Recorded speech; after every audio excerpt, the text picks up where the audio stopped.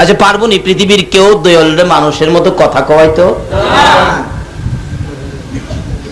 প্রথম বলছে, প্রভু গো, মনের দুঃখটা কমু, তোমার নবীর সাথে আমারে কথা বলার শক্তি দাও না।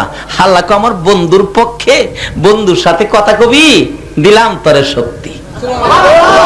আচ্ছা এই নবীর ভালোবাসায় যদি আমরা কিছু করতে চাই, আল্লাহ শক্তি দিবে না?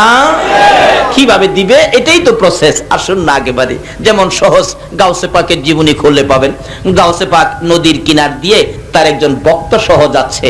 একটু গেলে দেখে একটা মহিলা, অনেক মহিলারা নদীর থেকে পানি বুড়াইয়া নিতেছে, কিন্তু একটা মহিলা নদীর পানি কলসি বুড়াইয়া বালুর মধ্যে রেখে হাও মাও করে কাঁদতে থাকে। জিজ্ঞেস করলেন গাউসে পাক, এই ভক্ত, দেখো তো মহিলাটা কান্দে কেন? দয়ার নবীর উম্মত তো, তাদেরও তো দয়া আছে। জিজ্ঞেস করলেন, মা তুমি কেন কান্দো?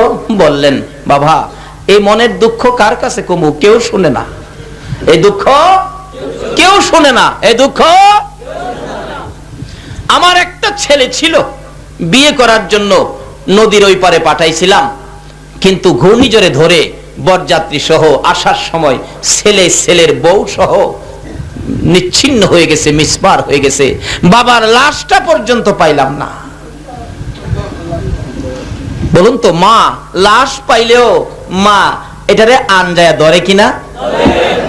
আমার জানা ঘটনা, একবার অ্যাক্সিডেন্ট হইল, ছেলে অ্যাক্সিডেন্টে লাশ বাড়িতে আনলে সবাই দেখতেছে। মা বলেন, কার লাশ? তোমার ছেলে। একবারে সমস্ত শরীর রক্তে, মস্তক সিটা রক্ত রক্ত, একবারে দেখলে মানে খারাপ লাগে। এরকম অবস্থায় সকলের কাছে খারাপ, কিন্তু মা দৌড়াইয়া যাইয়া এইভাবে আনজাইয়া ধরছে, বুকের সাথে লাগাইয়া মা দুইটা গালে চুমাইতেছে। বাবা রে, মায়ের কলিজা পাঠাইয়া কই রওনা হয়েছো।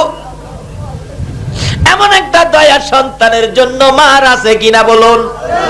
আসুন দেখি এই মা ব্যাপারে নিয়ে আমার আল্লাহ কিছু কয়, আমার নবী নিয়ে কিছু কয়।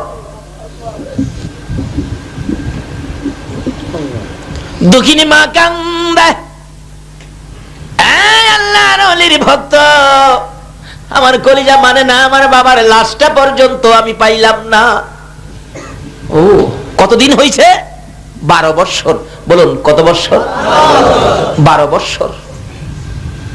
হুজুর গাউসে পাকের কাছে বলতেছেন, হুজুর এই মহিলাটার একটা ছেলে ছিল, বিয়ে করতে ওপার গেছিল, ঘূর্ণিঝড়ের শেষ, এখন 12 বছর হয়েছে, ছেলের মায়ায় 12 বছর পর্যন্ত মহিলাটা কান্দে।